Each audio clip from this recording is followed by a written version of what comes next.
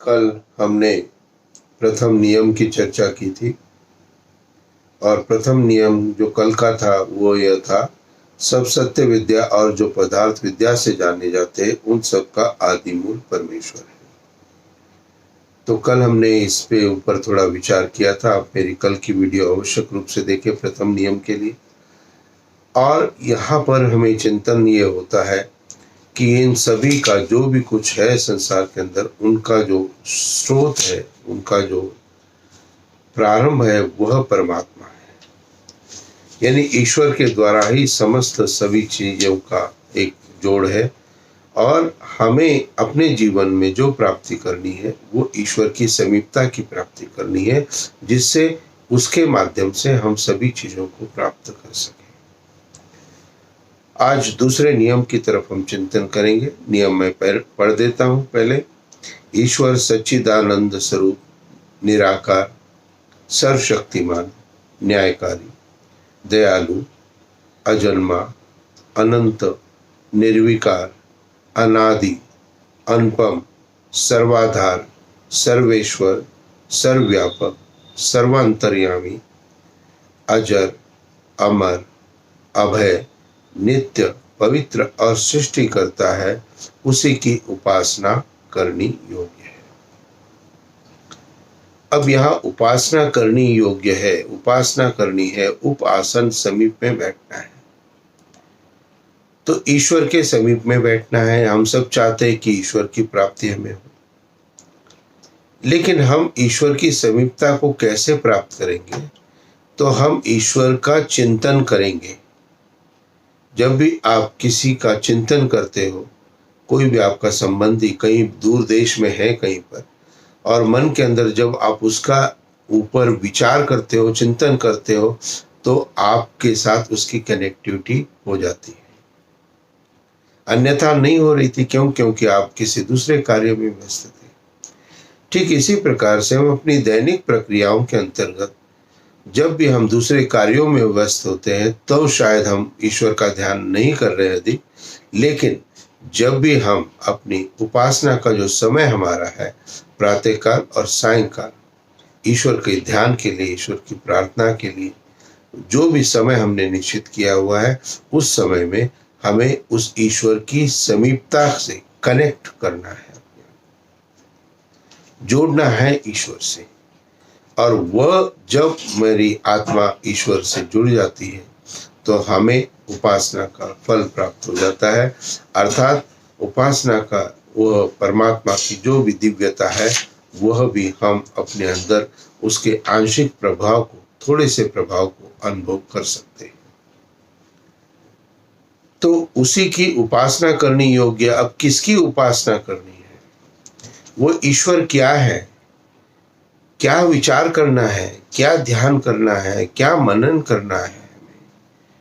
तो उसके लिए इस नियम के अंतर्गत ईश्वर के प्रति ये समस्त चिंतन दिया हुआ है कि जब भी हमें उपासना करनी है तो हम ईश्वर के किन किन स्वरूपों को हम ध्यान कर सकते हैं, वो कैसा है, क्या है, उससे कनेक्ट करने के लिए उसका ध्यान करना आवश्यक है। लेकिन ध्यान के लिए उसकी क्या क्या शक्तियां हैं, उसके क्या स्वरूप है, ये बताया गया है कि ईश्वर सत्य चित्त आनंद स्वरूप, निराकार, उसका कोई आकार नहीं है, सर्वशक्तिमान, वह समस्त शक्तियों से परिपूर्ण है। यहाँ सर्वशक्तिमान का अर्थ ये नहीं है कि परमात्मा जो चाहे सो कर ले। यहाँ सर्वशक्तिमान का अर्थ है, जो कि महर्षि दयानंद सरस्वती ने बताया कि सर्वशक्तिमान का अर्थ है कि परमात्मा अपने कार्य में किसी अन्य की सहायता नहीं लेता है। वह सर्वशक्तिमान इस अर्थ में है कि परमात्मा अपने समस्त कार्य करने में सक्षम है। तो वह ईश्वर सर्वशक्तिमान है। न्यायकारी, न्यायकारी भी है। ईश्वर की जो न्याय है वो बहुत उत्तम होती है। क्यों? क्योंकि ईश्वर हमारे मन, वाणी और शरीर के द्वारा किए गए प्रत्येक कर्मों को देख, सुन और जान रहा है और उसके अनुसार हमें सुख या दुख के रूप में और अगले जन्म की योनि के रूप में सुख और दुख प्राप्त होता है। दयालु है। तो ईश्वर की अपना जो स्वभाव है, अपना जो दिव्यता है, वो है दयालुता। अब आप कहेंगे आचार्य जी ईश्वर हमें कष्ट भी तो देता है ना। तो आवश्यक रूप से कष्ट प्रदान करता है, लेकिन कष्ट देना परमात्मा का अपना स्वभाव नहीं है। उसका जो स्वभाव है, परमात्मा की जो दिव्यता है, वो है दयालुता। और यह हमें प्रतीत होता है कि जो भी व्यक्ति ईश्वर की उपासना करता है, ध्यान करता है, उसको अग्नि, वायु, जल, पृथ्वी और आकाश, ये सब पांच तत्व प्राप्त होते हैं जीवन के लिए। लेकिन जो व्यक्ति परमात्मा की उपासना नहीं भी करता है, वहां पर भी परमात्मा उसके जीवन के लिए आवश्यक जो तत्व है, वो चाहे पाप कर्म कर रहा है तब भी उसे जीवन के लिए जो आवश्यक तत्व है वह उसे प्रदान करता है, अग्नि, वायु, जल, पृथ्वी और आकाश के कारण। लेकिन पाप कर्म का दंड भी उसे प्रदान करेगा। तो जहां ईश्वर हम सब के जीवन के लिए जीवन उपयोगी पदार्थों की प्राप्ति कराता है, वहां हमें यह प्रतीत होता है कि ईश्वर हमारे लिए कितना दयालु है। दयालु, और यहाँ पर दयालुता के साथ एक बात और कहना चाहता हूँ। जैसे आज कल कोविड-19 का प्रकोप चल रहा है, लगभग 1 वर्ष 6 महीने से ऊपर होने को आ गए हैं। बहुत अधिक कठिन परिस्थितियां समस्त प्राणी मात्र के लिए, मनुष्य मात्र के लिए उत्पन्न हुई है, हर देश में हुई है। कारण एक ही रहा कि जो भी बीमारी उत्पन्न हुई उसका कोई तोड़ हमारे पास नहीं, उसकी कोई वैक्सीन हमारे पास में नहीं है। लेकिन अभी कल की न्यूज़ में है कि रशिया ने एक वैक्सीन बना ली है और वो वैक्सीन उपयोगी है। अब आप थोड़ा सा विचार करें ईश्वर की दयालुता के ऊपर, कि बीमारी अभी 6 महीने के अंदर उत्पन्न नहीं हुई है, जिसका कि कोई तोड़ हमारे पास में उपलब्ध नहीं था। लेकिन अब जो वैक्सीन बनी है, उस वैक्सीन के अंदर किन चीजों को डाला गया होगा, तो उन वैक्सीन का जो अपना मूल स्रोत होगा वह किसी न किसी पेड़, पौधे, पत्ते के साथ जुड़ा हुआ होगा। कोई न कोई मॉलिक्यूल जो कि परमात्मा के द्वारा हम सब के लिए पेड़, पौधे, पत्तियों के अंदर प्रदत्त है, वह कोई न कोई मॉलिक्यूल उसके अंदर में छोड़ दिया जाएगा। जैसा कि हम गिलोय के बारे में जानते हैं कि इम्यूनिटी बूस्टर है, तो इम्यूनिटी बढ़ानी है तो गिलोय का प्रयोग करें। तो ये परमात्मा ने ये सारी व्यवस्था, जो आज की वैक्सीन आज रशिया ने यदि निकाली है, लेकिन सृष्टि के प्रारंभ में ध्यान रखना, करोड़ों वर्ष पहले इस कोरोना की दवाई कहीं ना कहीं परमात्मा ने बना के छोड़ी हुई है। बस हमने अभी तक उस पर शोध करके अपनी बुद्धि से, विचार से अब उस चीज को खोज रहे हैं। ऐसा नहीं है कि बीमारी अभी हो गई 6 महीने और ईश्वर ने कोई नई चीज हमको सबको दे दी है, ऐसा नहीं, ऑलरेडी एग्जिस्ट करती है। तो यह ईश्वर की दयालुता है कि वो हमारे सभी कष्टों का निवारण चाहता है, दुखों का निवारण चाहता है। इसीलिए औषधियां भी हमें पर्याप्त मात्रा में प्रयुक्त की गई।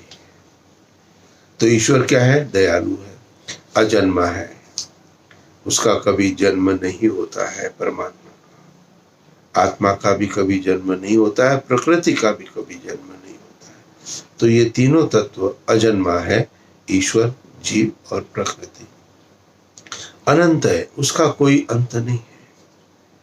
और इसीलिए ईश्वर सभी जगह की व्यवस्थाओं को सुदृढ़ता के साथ चला रहा है।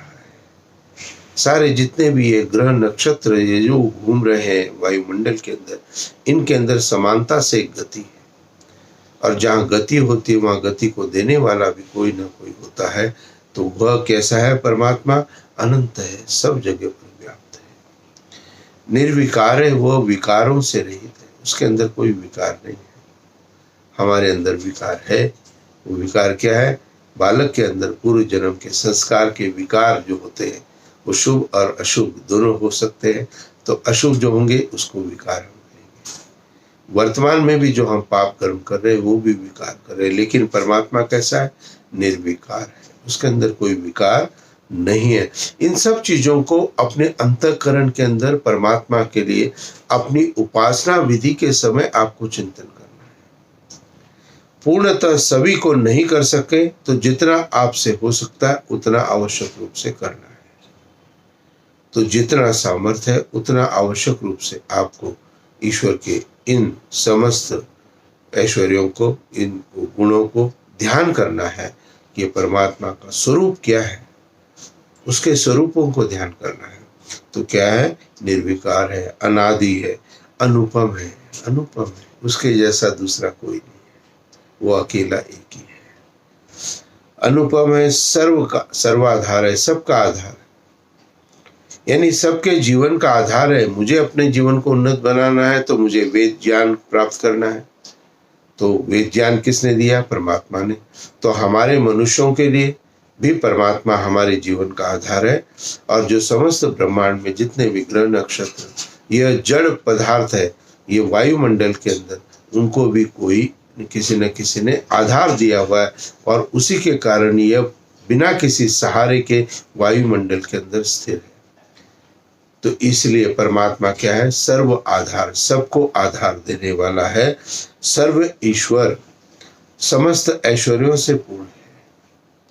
ईश्वर के पास अनंत ऐश्वर्य है, हमारे पास सीमित ऐश्वर्य है। सर्वव्यापक, सर्वांतर्यामी, सबके अंदर जो भी कुछ है वह जानता है। अर्थात आपके मन के विचारों को भी ईश्वर जान रहा है, तो वो मेरे अंदर के भावों को भी जान रहा है। तो जब मैं प्रार्थना करने को बैठता हूँ, उपासना के लिए बैठता हूँ, तो मैं ये विचार करता हूँ कि वह परमात्मा मुझे देख रहा है, सुन रहा है और मेरे अंदर के भाव को जान भी रहा है।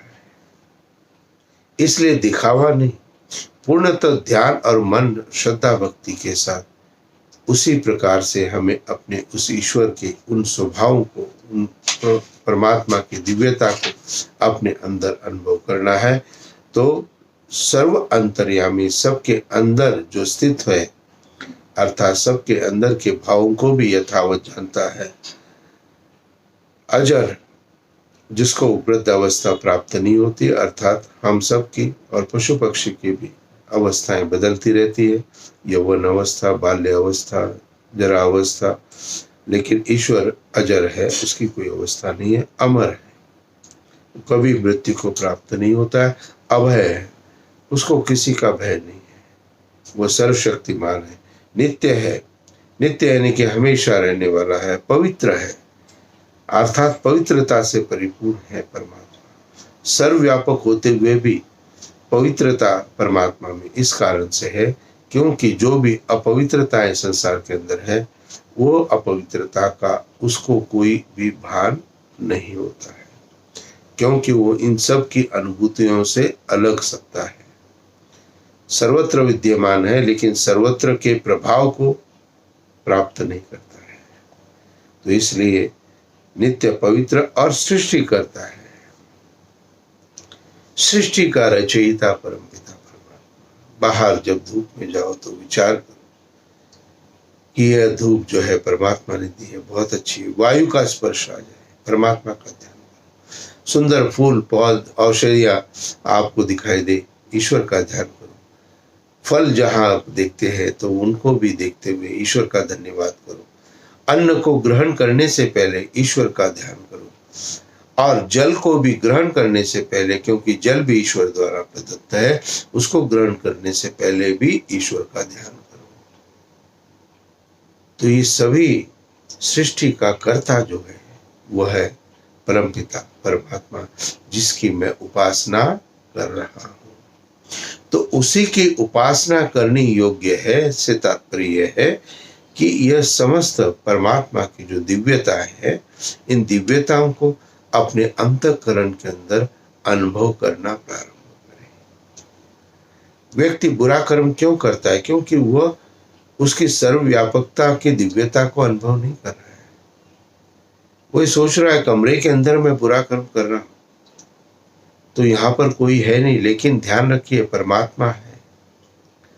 इसलिए परमात्मा को इन सभी में से अधिक जितना आपके अंदर चिंतन हो सके उसका परमात्मा के इन जो है स्वभावों का जो है चिंतन, परमात्मा की जो दिव्यताओं का चिंतन, परमात्मा के गुणों का चिंतन अपने अंतःकरण में आपको अपनी दैनिक प्रार्थना के समय करना है। ईश्वर की कनेक्टिविटी आपकी होनी चाहिए। आपने आसन सिद्ध किया और उसके बाद इनमें से कोई भी प्रकरण आप ले लीजिए और उस ईश्वर का अनुभव करना प्रारंभ कर दीजिए। जब आप उस ईश्वर का अनुभव करना प्रारंभ करेंगे, उसके बाद आपकी दैनिक प्रक्रिया जो भी आपकी प्रार्थना की है, जो भी पाठ आप करते हैं, उसको करना प्रारंभ करें। और उसके पश्चात भी अंत में आप पुनः एक बार ईश्वर का स्मरण करें। प्रारंभ में स्मरण किया कि मुझे इस रास्ते पे ले चल, अंत में भी स्मरण करो ईश्वर को धन्यवाद देने के लिए कि प्रभु तेरी असीम कृपा मेरे ऊपर है।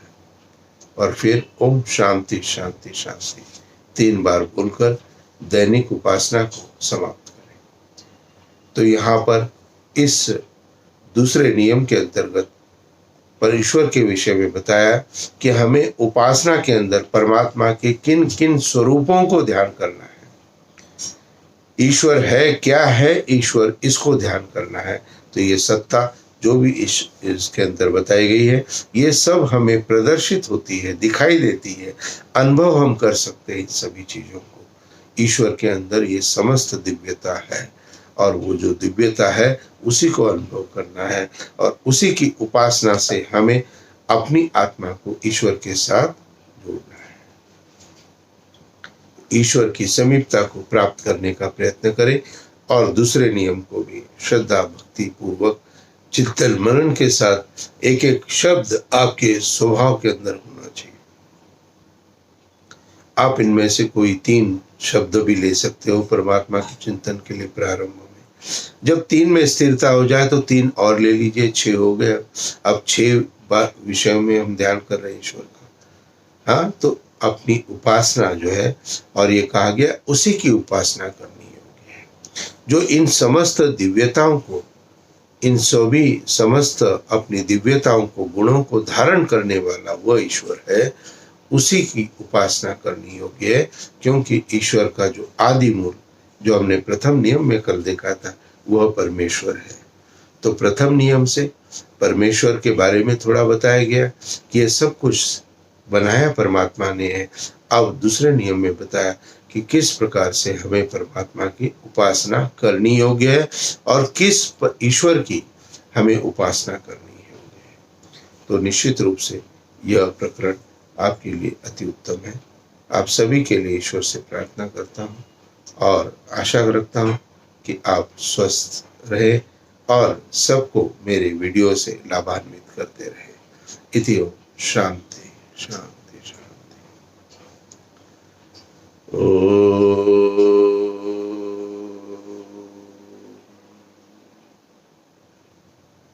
शांति शांति शांति।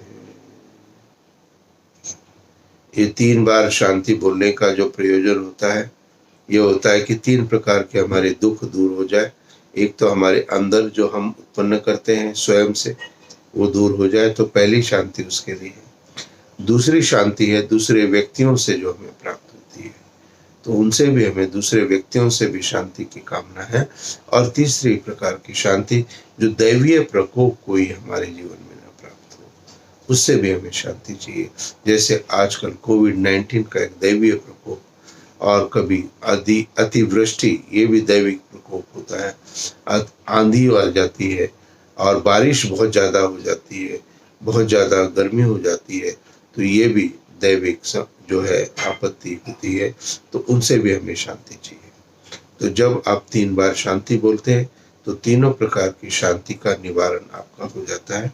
ये मेरे एक अलग से वीडियो जो मैंने बनाया है, 3 बार शांति शांति शांति क्यों कहते हैं, इसके ऊपर मैंने अपना विस्तृत चिंतन दिया है। आशा करता हूँ आप उसे अवश्य देखें। ओम।